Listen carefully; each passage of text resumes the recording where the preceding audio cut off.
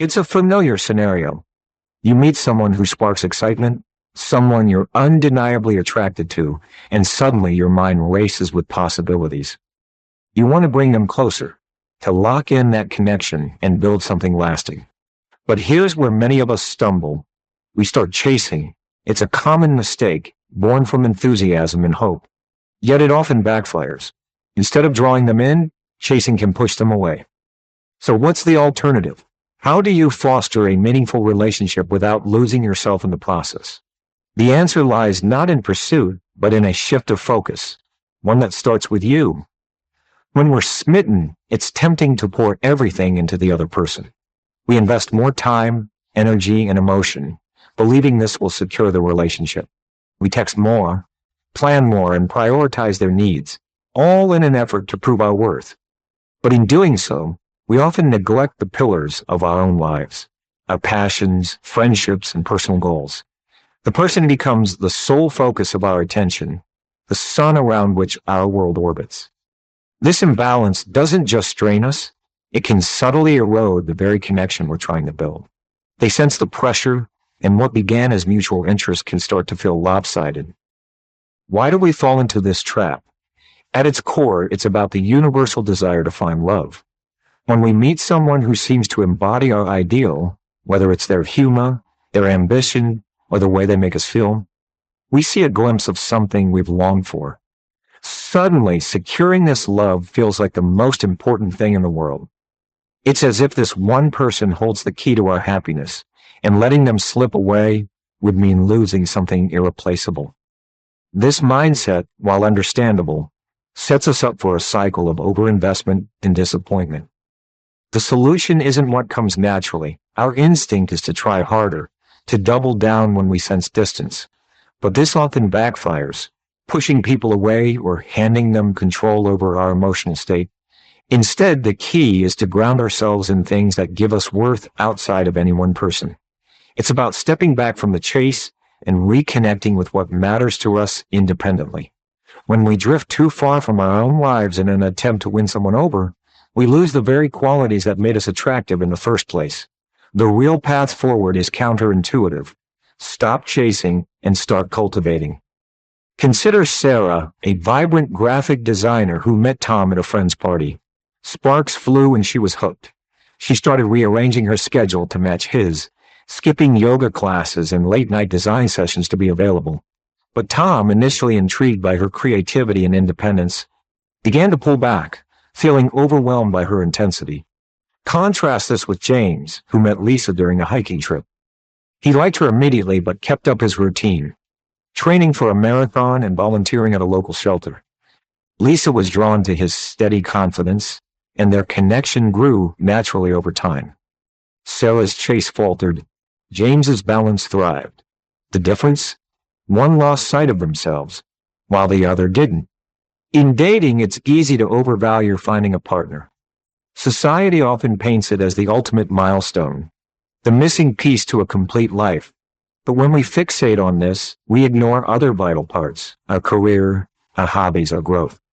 The irony is that chasing a relationship at the expense of these things makes us less appealing. People are drawn to those who radiate purpose and self-assurance, not desperation. To flip the script, focus on improving your own meaning and value. Build a life so rich that a partner becomes a complement, not a necessity. This shift doesn't just attract better connections, it protects you from settling for less. Picture yourself as a tree. Your confidence is the lush foliage, vibrant, eye-catching, the part everyone notices first. But what sustains that foliage? The roots beneath the surface, your friendships, your skills, your passions, the aspects of life that provide strength and meaning. When you meet someone new, it's tempting to let those roots weaken as you stretch toward them. But a tree with shallow roots topples in the wind. Maintaining strong roots keeps you steady, no matter who enters your life. A partner might admire your leaves, but they'll respect the depth of your foundation. It's easy to feel small when someone else shines. Maybe they've got a dazzling career or a magnetic personality, but their achievements don't diminish your own life. Your world, the difference you make, matters just as much. Maybe you're the friend who always listens, the colleague who solves problems, or the artist who sees beauty others miss. That's your value, and it's not contingent on anyone else's approval. When you approach others as an equal, not a supplicant, you bring a quiet power to the table. They'll sense it, and it'll draw them in far more than chasing ever could. So how do you build those roots? Start with the tangible. Train your body. Physical strength breeds mental resilience, whether it's lifting weights, running trails, or mastering yoga poses. It's not about vanity, it's about feeling capable. Next, think bigger. Invest in sustainable development. Learn a new skill, dive into a project, or nurture relationships that lift you up. These are the greatest investments you can make because they compound over time. When you bring your best self to any situation, be it a date, a job, or a quiet moment alone, you're not just surviving, you're thriving, and that's magnetic. Chasing someone might feel like the fastest way to win their heart, but it's a mirage. The harder you run, the further they slip, and the more you lose yourself along the way. Instead, turn inward, not out of selfishness, but strength. Build a life that excites you, one where your worth isn't tied to someone else's affection. When you're rooted in your own value, you don't need to chase, you attract. People gravitate toward those who stand tall, not those who scramble to please. Imagine meeting someone new and feeling no rush to prove yourself. You're not scrambling to text back or bending over backward to impress.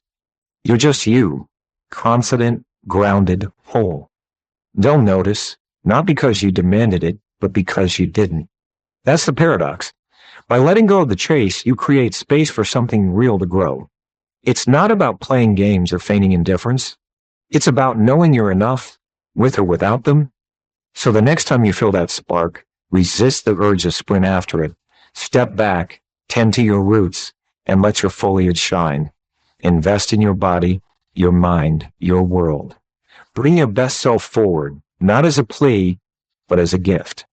You'll find that what you want, connection, respect, love, comes not from pursuit, but from presence. Stop chasing, start being, the rest will follow. What did you think of this? I'd love to hear your thoughts. Drop a comment below and let me know how you've navigated the chase or avoided it altogether. If you found this helpful, consider subscribing to the Mature Soul channel for more insights on living with confidence and purpose. Let's grow together. Thank you, and see you next time.